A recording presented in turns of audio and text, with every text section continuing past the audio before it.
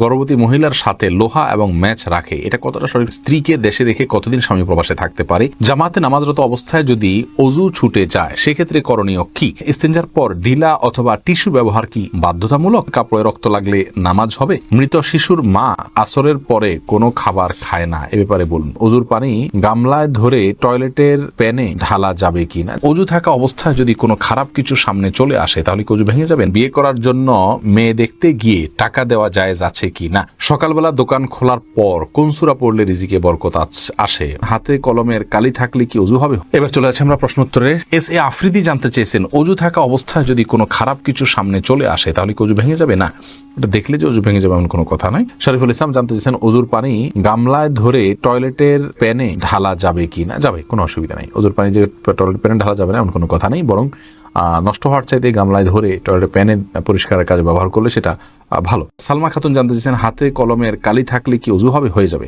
কলমের কালি এটা আমাদের শরীরের উপর আলাদা প্রলেপ তৈরি করে না যে যার ফলে অজু হবে না। তবে এরকম বিশেষ কোনো কলম যদি থাকে যে কলম আলাদা আস্তর তৈরি হয়, খোঁচালে উঠা যায়, চামড়ার উপর আলাদা বসে যায়, তাহলে সেক্ষেত্রে সেটা অবশ্যই দূর করতে হবে। এরপরে বেলাল হোসেন জানতে চেয়েছেন, বিয়ে করার জন্য মেয়ে দেখতে গিয়ে টাকা দেওয়া জায়েজ আছে কি না? দিতে পারেন হাদিয়া হিসাবে, কোনো অসুবিধা নেই। সাইফুল শরীফ আপনি জানতে চেয়েছেন, বিয়ের পর কাবিনের টাকা কমানো যাবে কি না? দেখুন, বিয়ের পরে কাবিনের যে টাকা সেটা যদি স্ত্রী কমিয়ে দিতে চান স্বেচ্ছায়, তিনি যদি কম নেন সেটা তার জন্য জায়েজ আছে। আল্লাহ বলেছেন তিনি যদি কিছু ছাড় দেন ফাকুলু হানিয়াম মারিয়া, তাহলে সেক্ষেত্রে তোমরা সেটা খেতে পারো, ভক্ষণ করতে পারো, ভোগ করতে পারো। আর যদি তাকে প্রেশার দিয়ে বা সিস্টেমে ফেলে এটা করা হয় তাহলে সেটা জায়েজ নাই। আর উভয় পক্ষ মানে একে অন্যের সাথে বোঝাপড়া করে কমানো, এটাও জায়েজ নাই। এটা মেয়ের অধিকার। বিয়ের পরে চুক্তি হয়ে গেলে এরপর আর উভয় পক্ষের এখানে কিচ্ছু নাই। মেয়ে যদি নিজে থেকে স্বেচ্ছায় খুশি হয়ে ছাড় দেন সেটা তার ব্যাপার সম্পূর্ণ। আবু হাইল আপনি জানতে চেয়েছেন, সকালবেলা দোকান খোলার পর কোন সূরা পড়লে রিজিকে বরকত আসে? বলবেন কি? আসলে ভাই, এরকম কোনো বিশেষ কোনো সূরা নাই যে সূরাটা পাঠ করলে রিজিকে বিশেষ বরকত আসে, বরং বিসমিল্লাহ বলে যে কোনো কাজ শুরু করলে সেখানে আল্লাহ বরকত দান করেন। আল্লাহর নাম নিয়ে শুরু করলে, জিকিরের সাথে শুরু করলে এবং হালাল উপায়ে সে কাজটা সমাধান করলে ইনশাআল্লাহ তাআলা বারাকা দান করবেন। বিল্লাল আহমেদ সুমন আপনি জানতে চেয়েছেন, ফরজ সালাত একা পড়লে কি একামত দেওয়া লাগবে এবং কেরাত কি জোরে জোরে পড়া লাগবে? দেখুন ভাই বিলাল, ফরজ সালাত যদি একাও পড়েন সেক্ষেত্রে আপনি আশপাশে কেউ আপনার একামত শুনে আপনার সাথে যোগ দিতে পারে, সে আশা থেকে একামত পড়ে, একামত দিয়ে তারপরে রুকু সিজদার তাসবিহগুলো, এই তাকবীরগুলো একটু উচ্চস্বরে পড়বেন জামাতের নিয়তে, যে আপনার সাথে কেউ যেন যোগ দিয়ে শুনে এসে। এটা হলো সুন্নাহ। যদি এটা না করেন আস্তে আস্তে পড়েন, কোনো অসুবিধা নেই, এটা আবশ্যক নয়। সালমা খাতুন জানতে চেয়েছেন, কাপড়ে রক্ত লাগলে নামাজ হবে? দেখুন, কাপড়ে রক্ত লাগলে সে রক্তের যদি পরিমাণ অনেক অল্প হয় নামাজ হয়ে যাবে, কিন্তু যদি পরিমাণে বেশি হয় তাহলে সেক্ষেত্রে নামাজ হবে না। এটাই বিশুদ্ধতম মত, যদি অনেকের মধ্যে রক্ত পাক বা পবিত্র। সুলতান মাহমুদ মিল্টন জানতে চেয়েছেন, স্ত্রীকে দেশে রেখে কতদিন স্বামী প্রবাসে থাকতে পারে? অনেক আলেম বলেন 4 বা 6 মাসের অধিক সময় স্ত্রীর কাছে থেকে দূরে থাকলে বউ তালাক হয়ে যায়। আবার অনেকে বলেন গুনাহ হবে। এ কথাটি হাদিস দ্বারা প্রমাণিত? দেখুন, নির্দিষ্ট কোনো মেয়াদ হাদিসে বলা হয়নি যে এই পরিমাণ সময় প্রবাসে থাকতে পারবেন স্ত্রীকে দেশে ফেলে রেখে, এরপরে আর পারবেন না, এরকম কোনো কথা আসলে ফিক্স বলে দেওয়া হয়নি। ওমর রাদিয়াল্লাহু তাআলার একটি উক্তি থেকে 4 মাসের সময়ের কথা, অনেকে বলেন যে 4 মাসে বেশি থাকা যাবে না, এর কম থাকা যাবে। আসলে এটা ভ্যারি করে স্ত্রীর এবং তার অবস্থার উপরে। তারা যদি দুজন দু জায়গায় থাকাতে তারা গুনাহে লিপ্ত হয়ে যাবেন এরকম আশঙ্কা থাকে, তাহলে এরকম বিদেশে থাকা জায়েজ নাই। বরং গুনাহ থেকে বাঁচার জন্য তাকে অন্যের সঙ্গে থাকা উচিত এবং অল্প যে রিজিক হবে দেশে থাকলে সেটার উপরে তুষ্ট থেকে যাওয়া উচিত। যদি এমন হয় যে তারা দূরে থাকার কারণে তাদের মধ্যে এক ধরনের গুনাহের প্রবণতা চলে আসতে পারে, তারা অপরাধে লিপ্ত হয়ে যেতে পারে, এরকম যদি হয় তাহলে সে অবস্থায় তাদের জন্য এটা জায়েজ নাই, সম্পূর্ণ হারাম। তাহলে আমরা জানলাম যে প্রবাসীর জন্য প্রবাসে থাকার নির্দিষ্ট কোনো মেয়াদ ইসলাম বলে দেয়নি, তবে তার স্ত্রী এবং তিনি উভয় গুনাহ থেকে যতদিন বাঁচতে পারবেন ততদিন তারা থাকতে পারবেন। গুনাহ থেকে যদি বাঁচাটা অসম্ভব হয়ে যায় তাহলে সেক্ষেত্রে তার জন্য আর প্রবাসে থাকা জায়েজ নেই। এমডি ইসমাইল জানতে চেয়েছেন, মা নামাজ পড়া অবস্থায় আছেন, হঠাৎ তার যুবক ছেলে তার সামনে পড়ে গেছে, মায়ের কি নামাজ হবে? হবে, কোনো অসুবিধা নেই। যুবক ছেলে সামনে পড়লে যে নামাজ হবে না আমার কোনো কথা নেই। তবে ছেলের নামাজ, মায়ের নামাজ পড়াকালীন সময় তার সামনে তার দৃষ্টির এরিয়াতে পড়ে নামাজ ডিস্টার্ব হয়, এরকম জায়গায় যাওয়া উচিত নয়।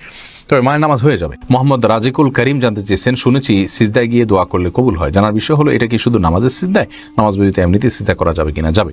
নামাজ ব্যতীত এমনি সিজদা করা যাবে এবং সেখানে আল্লাহু আকবার বলে সিজদা গিয়ে সুবহান রাব্বিল আলা পড়লেন এবং আল্লাহর কাছে মন মতো চাইলেন, এরপর আল্লাহু আকবার উঠে গেলেন, কোনো অসুবিধা নেই। এরপরে রাবেয়া আখন্দ আপনি জানতে চেয়েছেন, মাসিক অবস্থায় আজানের জবাব দেওয়া যাবে কি না? বোন রাবেয়া, মাসিক অবস্থায় আপনি আজানের জবাব দিতে পারবেন, কোনো অসুবিধা নেই।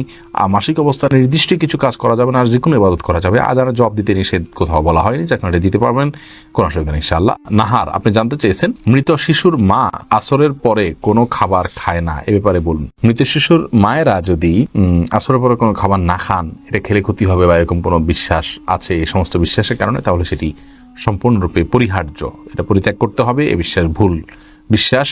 বরং তিনি যে কোনো সময় খেতে পারেন, তার সন্তানের মৃত্যুর সাথে তার কোনো খাওয়ার সময়ের কোনো সম্পর্ক নেই। হাফিজুর রহমান জানতে চেয়েছেন ইস্তেঞ্জার পর ঢিলা অথবা টিস্যু ব্যবহার কি বাধ্যতামূলক? যেহেতু আপনাকে পেশাব থেকে পবিত্র হতে হবে, অতএব এটা বাধ্যতামূলকই বলা যায়। আপনি যদি কোনোভাবে কোনো কিছুতে আপনি এটা না মুছছেন অথবা না ধোন, তাহলে সেক্ষেত্রে পাক হওয়াতে কোনো রাস্তা থাকলো না, আপনার কাপড় জোড়া না পাক হয়ে যাবে, যার কারণে এটাকে আমরা বাধ্যতামূলকই বলতে পারি। মুশফি, আপনি জানতে চেয়েছেন জামাতে নামাজরত অবস্থায় যদি অজু ছুটে যায় সেক্ষেত্রে করণীয় কি? দেখুন, জামাতে নামাজ চলাকালীন সময়ে যদি অজু ছুটে যায়, তাহলে যে অবস্থায় অজু ছুটে গেছে ওই অবস্থায় গিয়ে আপনি অজু করে, যদি কারোর সাথে কথাবার্তা বলা ছাড়া জাস্ট অজু করে আবার চলে আসেন নামাজের জায়গায়, তাহলে যে জায়গাতে অজু ছুটেছে তার পরবর্তী অংশ থেকে নামাজ আপনি কন্টিনিউ করলেই চলবে। আর যদি কারোর সাথে কথাবার্তা বলে থাকেন, অন্য কোনো কাজকাম করে থাকেন, নামাজ ভঙ্গের অন্য কোনো কাজ করে থাকেন, তাহলে সেক্ষেত্রে আপনাকে নামাজ আবার শুরু থেকে পড়তে হবে। ফারুক আহমেদ জানতেছেন অজু করার পর নখ কাটলে কি অজুর কোনো ক্ষতি হবে? না, কোনো ক্ষতি হবে না। রাশেদ ইসলাম রাকিব জানতে চেয়েছেন কেউ যদি জামাতে গিয়ে ইমাম রুকুতে থাকা অবস্থায় তাকবীরে তাহরিমা বাঁধে, কিন্তু সানা পড়তে পড়তে ইমাম রুকু থেকে উঠে যায়, তাহলে কি সেই রাকাত পেয়েছে বলে গণ্য হবে? দেখুন, ইমাম রুকুতে থাকা অবস্থায় যদি তাকবীরে তাহরিমা বাঁধেন এবং ইমাম তিনি রুকুতে যাওয়ার আগেই ইমাম আপনার উঠে যান, তাহলে সেক্ষেত্রে সে রাকাত পেয়েছেন বলে ধরা হবে না, কারণ তিনি ইমামকে রুকুতে গিয়ে পান নাই। মান আদরাকার রুকু ফাকাদ আদরাকার রাকাতা, যে ব্যক্তি রুকু পেল সে রাকাত পেল। হাদিসের দ্বারা উদ্দেশ্য হলো যে ব্যক্তি রুকুতে গেল, যে রসুল ইমামকে সে রুকুতে পেল, সে রাকাত পেল। কিন্তু এটুকু যদি না হয়, তাহলে সেক্ষেত্রে তিনি রাকাত পেয়েছেন বলে গণ্য করা হবে না। রোনা আহমেদ জানতে চেয়েছেন গর্ভবতী মহিলার সাথে লোহা এবং ম্যাচ রাখে, এটা কতটা সঠিক? সম্পূর্ণ ভুয়া এবং এটা কুসংস্কারাচ্ছন্ন বিষয়। বোন রোনা, গর্ভবতী মহিলার সাথে লোহা ম্যাচ রাখা যাবে না, এগুলোর কোনো লাভ ক্ষতি করার কোনো অধিকার নাই। এটা এক ধরনের শিরক, ছোট শিরক বলা যেতে পারে। লাভ ক্ষতির মালিক আল্লাহ রাব্বুল আলামিন। বিশেষ কোনো অসুস্থতা যদি হয়, বিশেষ কিছু খেলে অসুবিধা হয়, সেটা ভিন্ন কথা। কিন্তু লোহা এবং ম্যাচ রাখলে যে কিছু হবে না, এটা কোনোভাবেই সত্য নয়, এটা ভুল বিশ্বাস। নীরব, আপনি জানতে চেয়েছেন সন্তানের যে কোনো ধরনের গুনাহের ভাগিদার কি মৃত বাবা মা হবেন যদি জীবিত কালে সঠিক দীক্ষা দিয়ে থাকেন? না, জীবিত কালে যদি তারা সঠিক দীক্ষা দিয়ে থাকেন, সাবধান করে থাকেন, এরপরে যে সন্তান করে, অবশ্যই তার দায়ভার বাবা মা বহন করবেন না। আল্লাহ বলেছেন ওয়ালা তাজিরু আল্লাহ তাজিরু ওয়াজিরাতুন উইজরা উখরা, আর কোনো ব্যক্তি অন্য কারোর পাপের বোঝা বহন করতে হবে না, বরং লাইসারিল ইনসান ইল্লা মা সা, সে যতটুকু করবে ততটুকু সে পাবে। যার কারণে সন্তানেরটা তিনি পাবেন না, যার যারটা সে পাবে। তবে তিনি যদি কথার কথা সন্তানকে অন্যায় কাজে প্ররোচিত করে যেয়ে থাকেন, সন্তানকে অন্যায় কাজ করার জন্য নির্দেশ দিয়ে থাকেন, শিক্ষা দিয়ে থাকেন, তাহলে সেক্ষেত্রে অবশ্যই সেই দায়ভার তাকে বহন করতে হবে।